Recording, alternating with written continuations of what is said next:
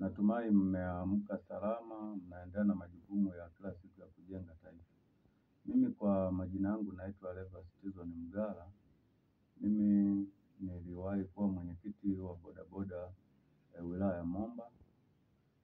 Lakini pia ni mjumbe wa halmashauri kuu ya chama cha bodaboda taifa cha Mapita. Inawakilisha mkoa wa Songwe kwa maana ya bodaboda na bajaji. Lakini jana tarehe 1 ambayo ni Mei Mosi, nimeona kwenye maklipu, lakini pia nilifika kushuhudia kitu ambacho madereva bajaji wa Tunduma walikifanya. Kitendo kile kiukweli kilikuwa sio kizuri, kwa sababu sisi kama umoja wa waendesha pikipiki wilaya ya Momba, mimi nilikuwa mwenyekiti kuanzia mwaka 2018 hadi 2020, na kwa sasa sio mwenyekiti, yupo mwenyekiti ambaye ni Paulo Mganga alimaarufu kama Magufuli. Bajaji mnatakiwa muige mifumo ya bodaboda. Hata sisi madereva wa pikipiki ambao ni maafisa usafirishaji wa pikipiki tairi mbili, huwa jambo lolote tukiwa na jambo na serikali lazima tuende kwa utaratibu. Ndio maana ya kuwa na umoja huo. Lakini walichokifanya hawa madereva wa bajaji, zile ni vurugu kama vurugu zingine, na ikiwezekana wangekamatwa baadhi yao, watoe maelezo.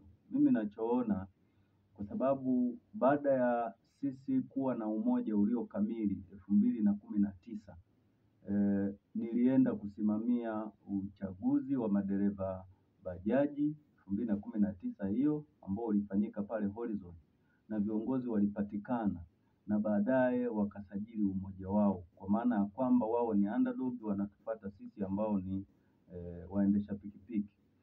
Baada ya kusimamia ule uchaguzi ule viongozi walipatikana, na jambo lolote wakiwa na jambo lolote walikuwa wanaenda kwa mfumo wa taratibu, kufuata kanuni na taratibu, na sio kuvunja, kuleta vurugu. Mtambue kwamba umoja huu sio vyama vya siasa, ni umoja ambao ni wa kutafuta riziki. Mkifanya vurugu maana yake mnaleta msuguano na serikali. Ni jambo ambalo hakuna atakayewavumilia. Kwa mfano hata jana baadhi ya maduka yalifungwa, baadhi ya vitu, shughuli mbalimbali zilisimama. Mnaonyesha nidhamu ambayo sio nzuri. Kwa hiyo niombe uongozi wa bajaji, mrudi mlipoteleza, muweze kuona serikali kama mna jambo lolote, maana yake mnaiomba serikali kwa utaratibu, inafika kuwasikiliza kwa utaratibu, na sio kusimamisha shughuli za watu kutafuta riziki zao. Kuna watu walitoka Vwawa, kuna watu wametoka maeneo mbalimbali, kuna watu wanataka kusafiri kwenda nchi za nje. Nyinyi mnazuia, mnaziba barabara. Haya mambo yanatakiwa yapigwe marufuku, na niwapongeze serikali kuchukua hizo hatua. Lakini viongozi wa bajaji, mrudi nyuma mlipoteleza. Mwinyi, mwenyekiti wa bajaji wa wilaya, ifuate serikali kama kuna msuguano, uweze kuiona serikali, muweze kurudi na madereva bajaji, muweze kuzungumza.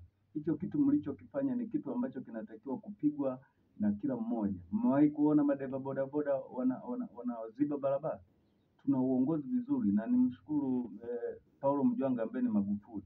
Jambo lolote akiwa na msuguano wa serikali lazima ione, lakini hajawahi kuhimiza kwamba tukae barabarani. Ni jambo ambalo sio zuri. Kwa hiyo niwaombe, kama kuna haja yenu, na serikali ndio inayotoa mwongozo wa nini mkifanya. Sasa mkianza kusuguana nayo, maana yake sio vizuri, mtakuwa mnaleta vurugu. Achaneni na kuingiza siasa kwenye huu umoja ambao ni wa kutafuta riziki. Mimi niwashukuru, nawatakia siku njema.